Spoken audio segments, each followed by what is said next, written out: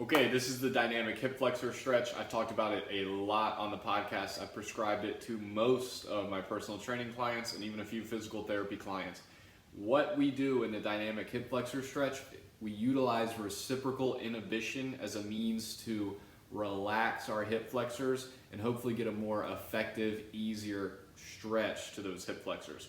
So what is reciprocal inhibition? Real quick, reciprocal inhibition is a rule that basically states if you have one muscle and one muscle on the other side of a bone, so we're going to use the elbow as an example. So in this example, I've got my biceps and my triceps on the bottom, and they both work at the elbow. Reciprocal inhibition stating one muscle contracting has to have the accommodating muscle, the muscle on the flip side of the bone, relax to allow for that contraction. Because if I contract both tricep and bicep at the same time, I'm not going anywhere. I'm not going to get full range of motion in either of these muscles. And that makes complete sense. It's pretty easy to understand. Now we're going to utilize reciprocal inhibition as a means of relaxing our hip flexors by squeezing and contracting our glutes or our hip extensors. So reciprocal inhibition, one last time, states that a muscle must lengthen on the opposite side of the bone or relax to allow for a full and complete contraction on the other side of the muscle. So again, using this elbow example, if I want my biceps to contract, my triceps have to relax for me to go through this full range of motion. How we're going to use that in a dynamic hip flexor stretch is like this. I'm going to kind of turn you to get a better angle here, hopefully.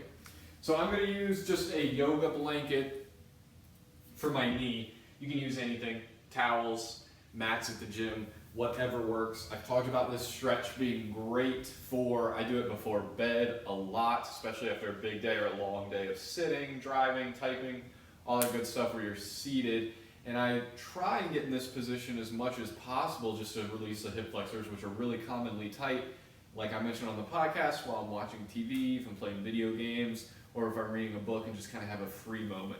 So what I'm going to do, again, we're using the contraction of one muscle group to relax the opposing opposite side muscle group. So I'm talking my hip extensors, my hip flexors here. Dynamic hip flexor stretch. What I'm going to do is fully relax. I've got one knee flat on the ground, a foot propped up, bench, whatever you can prop it up on, couch, anything will work as long as it's comfortable for you as far as the distance and the height goes. You're going to fully relax. I'm fully relaxed here. This first step, step one, is to squeeze my glutes. I squeeze my glutes. As soon as I squeeze my glutes, I start to feel a stretch in the front. As I rise up, maintaining that squeeze in my glutes, the stretch intensifies. If I want an added bonus, we can come into kind of a crescent moon, really squeezing our butt to pull our hips forward, and I really feel that stretch. This is a great way to get this hip flexor stretch. Sometimes you see crazy stuff where people are really in a good crescent moon pose.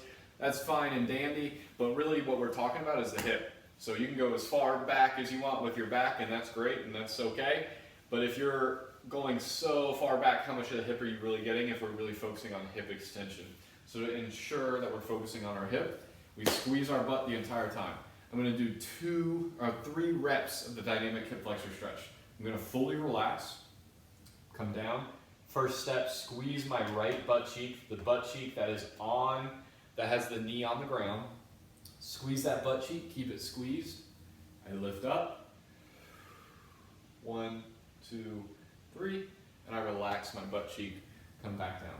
Squeeze my butt cheek, come up. I'm feeling that stretch right across the front. 1, 2, 3, relax. Squeeze that butt cheek, rise up. 1, 2, 3, relax. Now, if you're doing this for your programmed workout, if you're working with me as a personal trainer or physical therapy client, do this as instructed on your sheet, but you can certainly do this, like I said, anytime.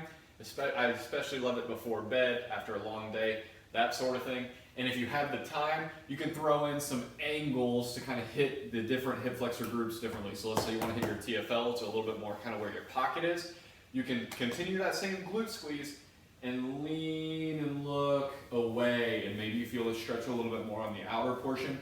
If you want to do the inner portion, you just lean. Again, we're still keeping our butt squeezed, hips coming forward as we turn, and now I feel that stretch a little deeper into my growing. So that's the dynamic hip flexor stretch. If you're working with me as a client, physical therapy or personal training, go ahead and perform that as described, but this should give you a rundown of what reciprocal inhibition is, why it's effective, and why we're using it in this stretch specifically, because it makes unlocking our hip flexors that much easier by using that co-contraction and the principle of reciprocal inhibition to relax our hip flexors and get a nice deep hip flexor stretch very easily and efficiently.